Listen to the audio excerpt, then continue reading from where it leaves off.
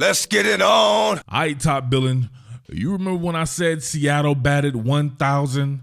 I think it was after they signed DK Metcalf, and I was looking forward to the future, and I'm like, man, they really set themselves up to be in position to pretty much nail a draft that I felt will be very deep with having multiple first-round draft picks after they traded the artist formerly known as.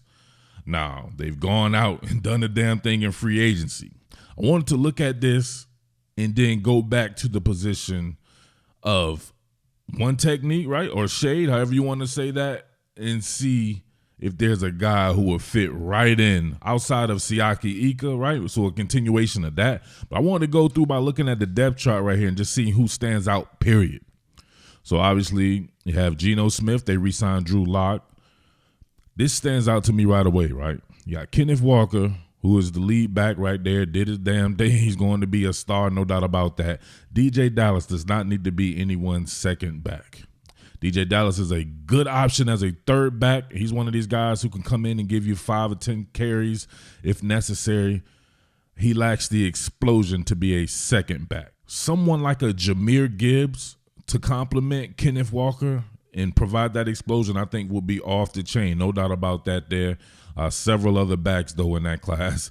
The backs are absolutely lit in this class. They should be able to find someone. DK Metcalf, Tyler Lockett, D. Eskridge at the receiver spot. So obviously DK Metcalf is the dude, Tyler Lockett as well. He definitely has some meat left on the bone. Pause. D. Eskridge. I haven't seen it, man. I know a lot of you guys were super high on him when he came out. People were telling me to do content on him and everything, and I was like, I don't know. I like the skill set. I like what he can do after the catch. I like it that he's a make it from scratch type guy. But I feel like they will be better off served with a bigger receiver, someone who can take over a game with physicality, much in the mold of DK Metcalf. Especially, hey, you have to prepare for the worst. If something happened to DK Metcalf, would you want Tyler Lockett, D. Eskridge, and maybe another smaller receiver to be who Geno Smith is throwing to? Nah, you need to get another bigger receiver, or you need to have a dynamic small receiver who you could work with. That could definitely flip the scoreboard. Fullback, they don't normally use a fullback or whatever like that. They're fine with that. The offensive line looks pretty decent. They went out and got a couple of guys in Hunt and Brown here. They could still, in my opinion, use a top-flight interior offensive lineman. We talked about Osiris Torrance before. Several other guys there. Depending on how the board shakes out at 20, that they should probably look at there. Now, here's the kicker right here, the defensive side of the ball. I love that Draymond Jones signing right there. The versatility of this cat, right? Well, I showed him in the film study, he was standing up like an outside linebacker, right?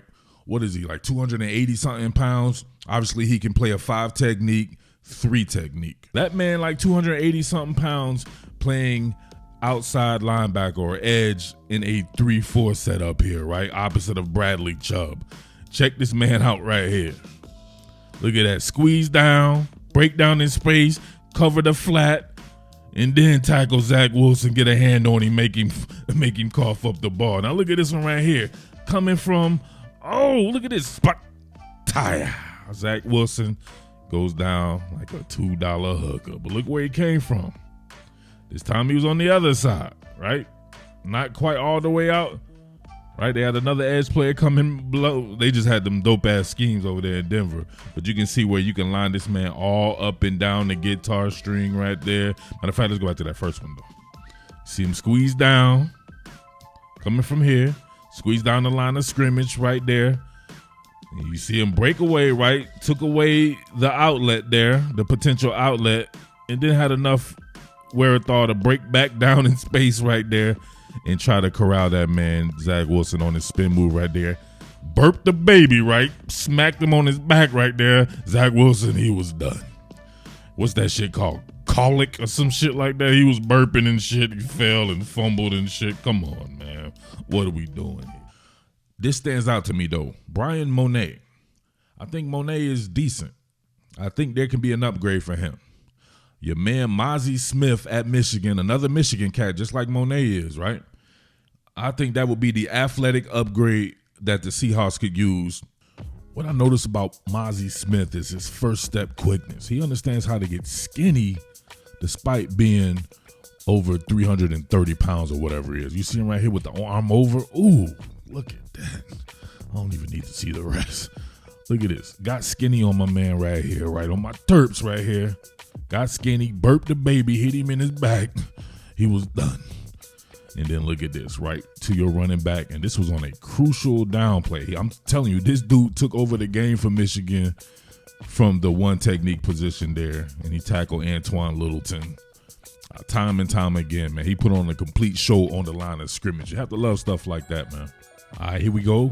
Him at a 2-eye. I want you to watch him 2-gap against this guard. Watch how the line of scrimmage is unable to be reestablished, right? You want to reestablish. Oh, my God, he collared him. Look at that. Look, you want to reestablish the line of scrimmage on the other side if you're the offense there. He gets to locking out and parks the car.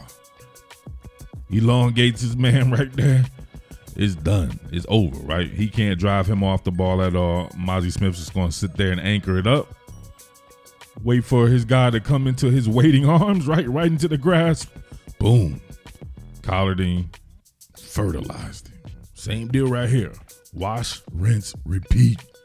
Look at him lock out, and that's it. You want to stop running in that A-gap. Right? Stay away from the A-gap if Mazi Smith is right there locking out. Look at that. Lock jaw with the guard again. Plays him. Leans right into the target. Stops it pretty much just beyond the line of scrimmage.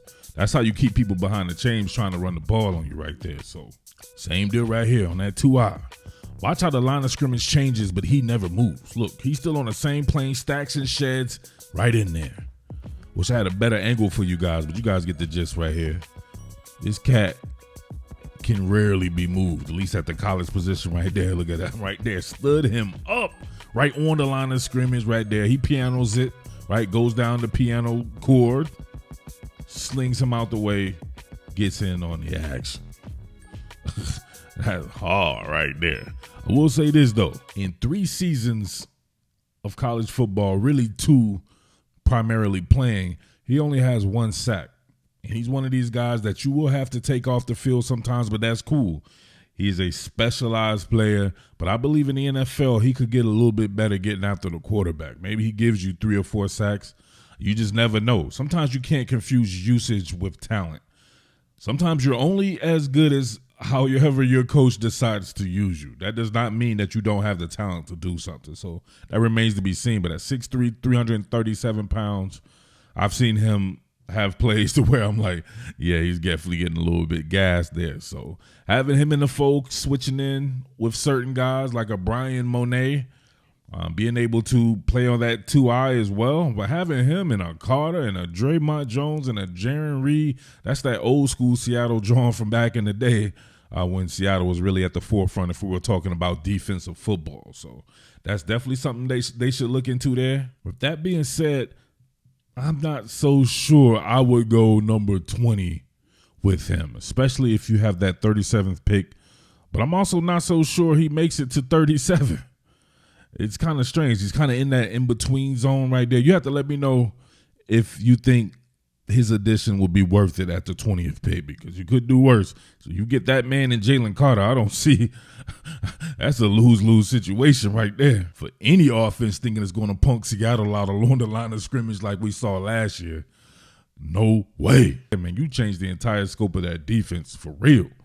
But if you could get him at the 37th pick, at the 20th pick, I don't know, man. I've been thinking for you guys, Jahmyr Gibbs, if you want a scoreboard flipper, obviously I thought about wide receivers right there as well, but this wide receiver class is so deep to me, and a lot of people aren't talking about guys like Rakim Jarrett and Kayshon Boutte, who I believe are the better receivers, and the 2 of the better receivers in the draft straight up, and nobody's talking about them. I feel like these guys maybe should have stayed around another year and got some publicity, right? They both didn't have the best of years, but the talent is there. 2 5-star cats. Himself on the map nationally, and it just didn't work out that way. But he has plenty more games to go, and I actually like what I saw from LSU offensively. They were getting it in with other receivers. It just wasn't on the same page to me with Boutte. But you see him here on this out route, and you can see his ability to get separation is just cold. Look at him. Been into, oh, Jesus. Oh, pass was still kind of late, though. Jaden Daniels just a tick off for wanting to see it come open with Kayshon Boutte. But, man, we got to go back to that transition right here. The man takes an inside approach, as you can see right here. Let me see what we got working right here. So my man right there is just kind of in no man's land, close enough to just look, right? Can't really get hands on a man before he starts the phase there. So I don't even know why they do that, but check this out. Look at him stick this foot in the ground and cut this super sharp angle right here. You can see, oh God, look at the pellets coming up, right? Half the tires and pellets that came up out of the state of Louisiana that they put in the field right there. And he gets that early pandemic separation. That's that first month pandemic separation right there, right? That's about 10 feet, right? You remember when it first started, everybody, don't sneeze, none of that, no sneezing and coughing. I'm 10, 15 feet away from the next person. You have your edge players in Uchenna Nwosu, in Darrell Taylor. Behind them, you have Boye Mafe. And then Tyreek Smith, who a lot of people were high on, he didn't get a chance to play in his rookie season, right? That's 4 edge players there. A lot of people want them to draft another edge player. Hey, it is what it is. Well, I'm tired of talking about that, to be honest with you. And obviously, your inside linebackers, Bobby Wagner is back, right? One of the better players in Seahawks history. He still has a lot of juice left. Jordan Brooks, obviously injured, but you go out and get Devin Bush in his stead, at least until he gets back. So you should have a nice little trio there, or, you know what I mean? Probably could add in another player as well, so you can have enough depth at the position. The back end is dope, right? Especially if you factor in Quandre Diggs, a healthy Jamal Adams, and then Julian Love. It stands out to me that there's nobody behind Jamal Adams, though. I was looking into your cat, J.L. Skinner, and I think that would be dope. That would be dope. You guys have been on me about him. I was going to do something on him. I might have to wait till after the draft to see where he goes, though, but I think he would be a good addition there. Cornerbacks, Tariq Woolen, superstar in the making. That other side, though, with Mike Jackson and Trey Brown, everybody keeps telling me Trey Brown is the absolute truth. I'll be honest with you, I don't ever listen to anything you guys say because y'all claim everyone's the absolute truth. Literally, I've heard just about everyone on the team be called the absolute truth. A cat that Seattle should look at was this dude, Elias Ricks, right? Eli Ricks, the man came out as a 5-star, went to LSU when LSU was popping, then transferred to Alabama. Man, didn't really hear much from him. I believe he was injured. I don't know what was going on right there. It didn't really turn out like most thought he would turn out. He's one of the most hyped cornerbacks coming out of high school, no doubt about that. Pete Carroll could do wonders with this kid. If anybody can unlock this kid, I believe it could be Pete Carroll right there. If you're able to get him in a 3rd, 4th round or something like that, that could be your guy right there. That could be another gem. People like, man, where did Eli Ricks come from? Us out here, we already knew about him. Us in the high school rank land, right? Eli Ricks was that dude, so somebody they should look into. But man, other than that, Seattle Seahawks is just built to destroy, no doubt about that. They can absolutely destroy this draft. They set themselves up, had themselves a good year in a reload year. Man, but Jalen Carter, Mazi Smith, Draymond Jones, Jaron Reed, Uchenna Nwosu, Darrell Taylor, Boye Mafe, Tyreek Smith, and all those dudes they have on the back end, Bobby Wagner back in town. Good night. Your boy Mid-Atlantic Murph. Talk about it. What more can I say? Top Billin.